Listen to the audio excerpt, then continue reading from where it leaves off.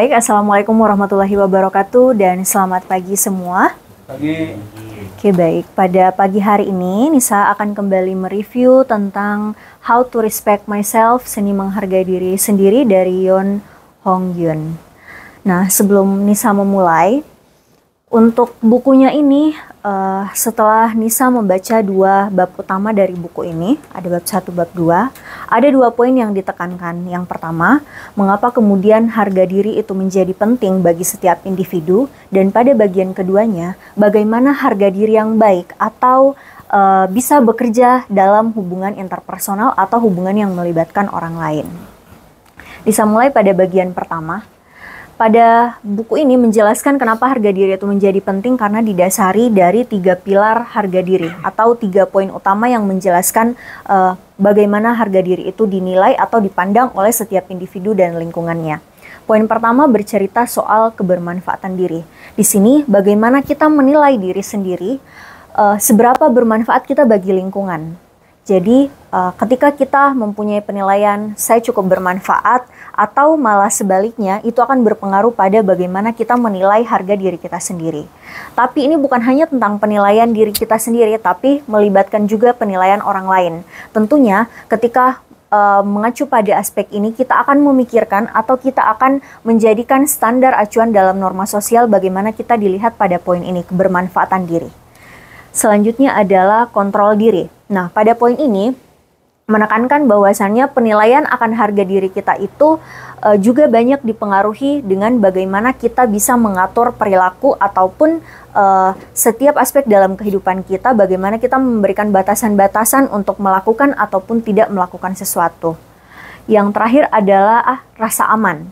Nah, rasa aman di sini dijelaskan ketika semisal individu sudah melalui beberapa tahap kehidupan, semisal sudah mempunyai finansial yang cukup, keluarga yang baik, ataupun dari segi semuanya cukup terpenuhi, ada perasaan yang masih selalu dibutuhkan oleh individu adalah perasaan merasa aman dan nyaman. Seperti itu. Ini kenapa kemudian bagaimana harga diri itu digambarkan dalam 3 pilar utama atau 3 poin utama.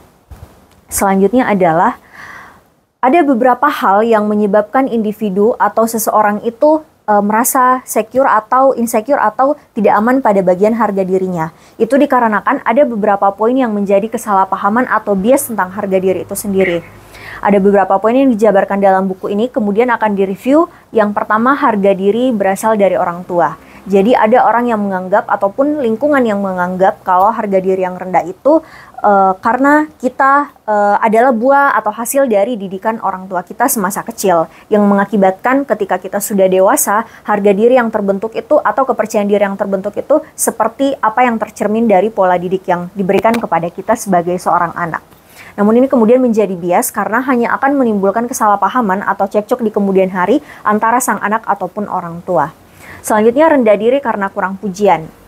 Kenapa ini kemudian dikatakan bias? Karena ketika kita sebagai seorang individu dapat pujian, tidak serta-merta pujian itu membuat kita menjadi baik.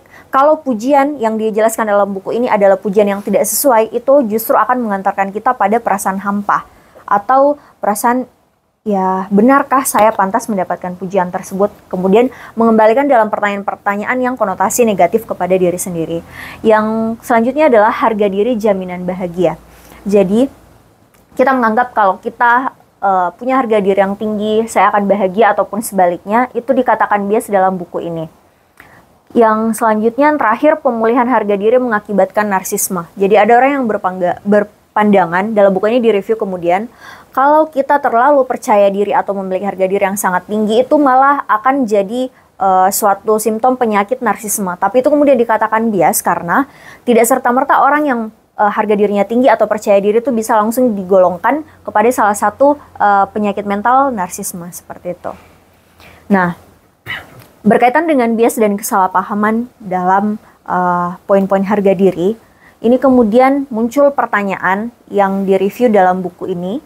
Benarkah harga diri dapat pulih setelah kita mengalami suatu peristiwa atau musibah yang menyedihkan atau berimpak tidak baik atau negatif kepada diri sendiri? Dijelaskan dalam buku ini, acuannya adalah harga diri adalah setinggi apa penerimaan terhadap diri sendiri ketika individu setelah melewati badai ataupun peristiwa tidak mengenakan. Nah, dijelaskan juga dalam buku ini, setiap orang punya fase atau masa yang berbeda untuk sembuh atau kemudian bangkit dari peristiwa-peristiwa yang menyedihkan dalam hidupnya. Jadi diumpamakan dalam buku ini tuh orang yang belajar naik sepeda. Ketika pertama kali naik sepeda, kita tidak langsung pintar, tapi kita menyesuaikan dengan irama, kita belajar mengayuh sepeda, menjaga keseimbangan, kemudian pintar, terjatuh beberapa kali, bangkit kemudian dengan pengulangan yang sama, kita akan selalu belajar menjaga keseimbangan. Jadi semua orang itu berbeda-beda dalam kembali atau bangkit dari peristiwa yang menyedihkan dalam hidupnya. Seperti itu. Nah, untuk bagian kedua, pada buku ini menjelaskan harga diri dalam hubungan interpersonal. Dijelaskan dalam buku ini, satu poin menarik menurut Nisa, kenapa dikatakan individu itu butuh waktu sendiri, atau dalam istilah trennya adalah kita butuh masa jomblo atau tidak dengan siapa-siapa sebelum kita berani memulai hubungan interpersonal dengan orang. Kenapa? Karena poinnya adalah kembali kepada diri sendiri. Jangan memulai hubungan ketika hubungan dengan diri sendiri tidak selesai, karena akan berdampak pada hubungan interpersonal yang dibangun. Hubungan interpersonal yang dijelaskan dalam buku ini tidak serta-merta dalam hubungan romantis dengan pasangan, tapi juga relasi dengan sahabat, keluarga, orang-orang terdekat yang akan berinteraksi semasa perjalanan kehidupan dengan individu tersebut. Jadi, mungkin akan pernah baca ataupun dengar istilah-istilah tren sekarang, dealing with yourself. Sebelum kita memulai dengan orang baru, semisal nih habis pasca putus atau selesai dengan hubungan sebelumnya, kita butuh space waktu. Jangan langsung memulai dengan orang baru, dijelaskan dalam buku ini, karena itu akan berpengaruh ke hubungan interpersonal yang akan kita bangun kalau kita belum menyelesaikan konflik-konflik dengan diri sendiri. Seperti itu dijelaskan dalam buku ini. Kemudian harga diri dan hubungannya dengan cinta. Kalau pada poin ini banyak dijelaskan kenapa kemudian konflik dalam hubungan itu bisa cepat selesai atau malah ada konflik yang jangka panjang. Itu disebabkan karena sekali lagi buku ini sesuai dengan judulnya akan mengembalikan ke poin myself, ke diri sendiri. Ketika mengalami suatu konflik dengan orang lain, yang perlu dilihat atau kemudian direview dalam buku ini adalah bagaimana kita menyelesaikan konflik tersebut dengan mengembalikan kepada diri sendiri ataupun melihat aspek-aspek tanpa merendahkan diri. Semisal kita contohnya habis diselingkuhi. Jangan berpikir ketika kita habis diselingkuhi, oh saya yang tidak baik, saya yang tidak cukup, saya memang tidak pantas dicintai. Dalam buku ini menegaskan setiap orang itu pantas untuk mendapatkan cinta ataupun dicintai tanpa merendahkan diri sendiri. Kenapa dikatakan demikian? Karena bisa jadi perasaan-perasaan atau pikiran-pikiran yang muncul seperti itu mengakibatkan kita stuck pada satu hubungan. Kita tidak bisa memulai hubungan baru yang impact-nya mungkin lebih baik kepada diri sendiri. Kita akan stuck dengan pemikiran-pemikiran tersebut yang pada dasarnya kalau kita mengimprove lebih baik, kita menyadari, kita sekali lagi penekanan pada buku ini adalah penerimaan terhadap diri sendiri.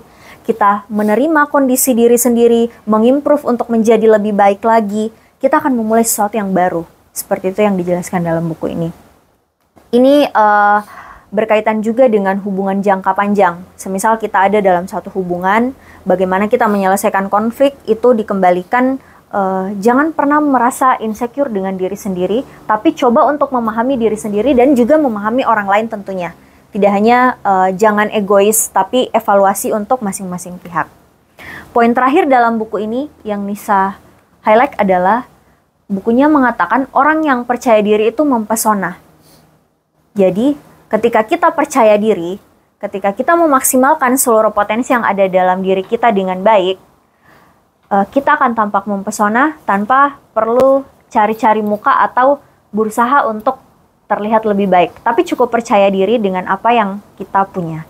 Seperti itu, mungkin dari Nisa sekian, akan dilanjutkan untuk bab berikutnya. Terima kasih untuk atensinya dan selamat pagi.